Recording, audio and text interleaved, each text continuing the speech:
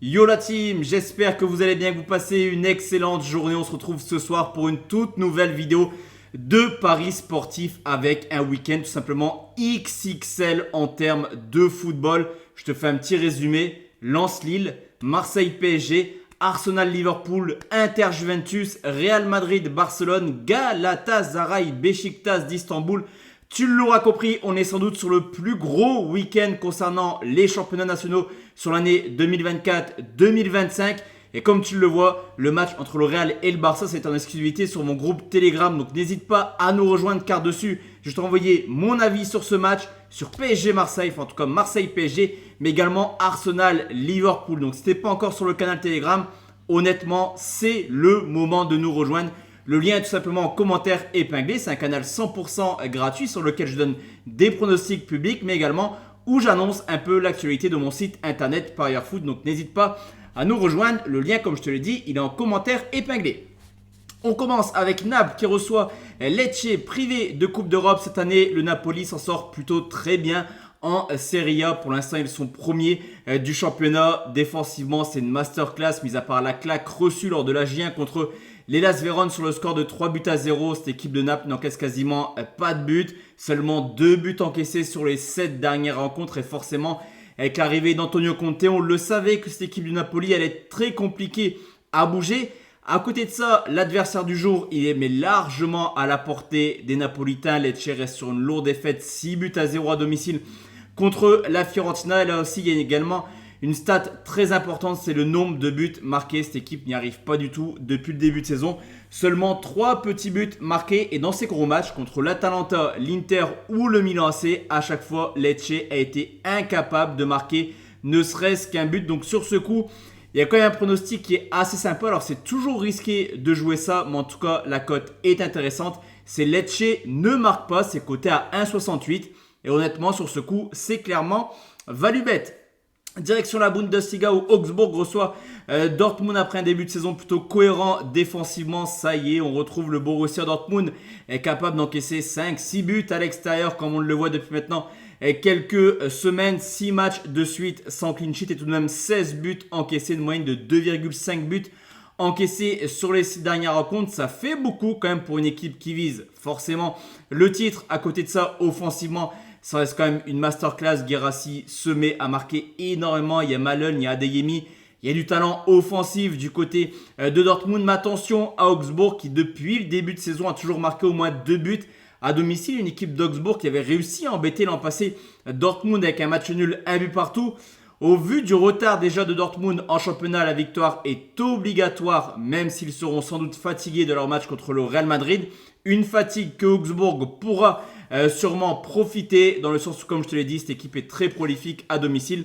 Tout simplement partir sur un plus de 2,5 à 1,45, ça me paraît assez cohérent comme bet. On reste en Allemagne où Stuttgart reçoit Kiel, vainqueur de la Juve.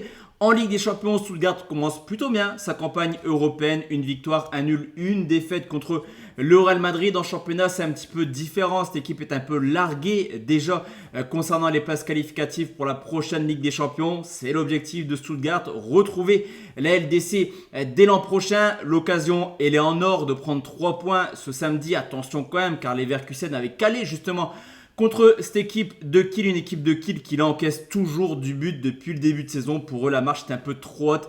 Cette Bundesliga, dans tous les matchs, Kiel a encaissé au moins 2 buts. Stuttgart à domicile, c'est joueur, c'est plaisant. On l'a vu contre Mayence. On l'a vu également contre Dortmund pour une victoire 5-1.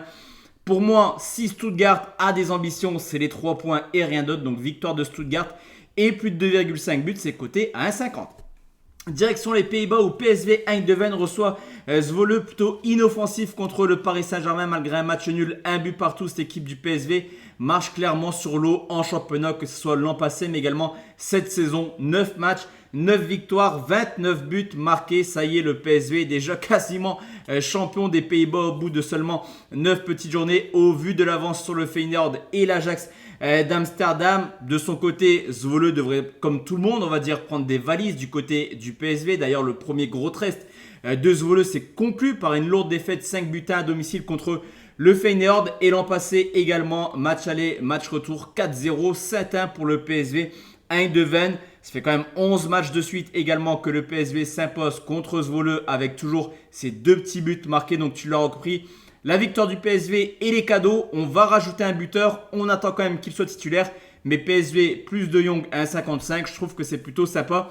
Même si sur les buteurs, je pense qu'il faut quand même attendre d'avoir les compos d'équipe pour aller chercher un truc un peu plus haut. Honnêtement, je pense que le PSV va en claquer quelques-uns contre Zwolle. Real Barça, comme je te l'ai dit, sans excuse sur mon groupe Telegram. Donc n'hésite pas à nous rejoindre. Le lien est en commentaire épinglé. Et le match se joue ce 21h.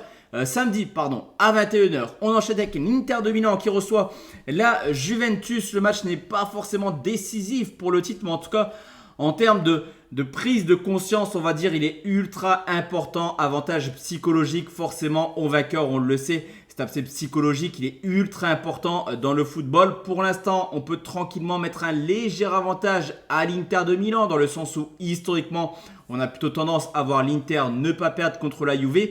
Et surtout dans le sens où même si la Juve, pour l'instant, invaincue en championnat, les gros tests n'ont pas forcément été très concluants contre cette équipe de la Roma ou du Napoli. 2 matchs sur le score de 0-0, au contraire de l'Inter qui a déjà montré des choses intéressantes contre les Cadors. Ok, il y a eu cette défaite contre le Milan, mais ça reste toujours un match particulier. Ce derby, au stand, il y a une large victoire 4-0 contre l'Atalanta. Une victoire la semaine passée du côté de cette équipe de la Roma sur le score de 1-0.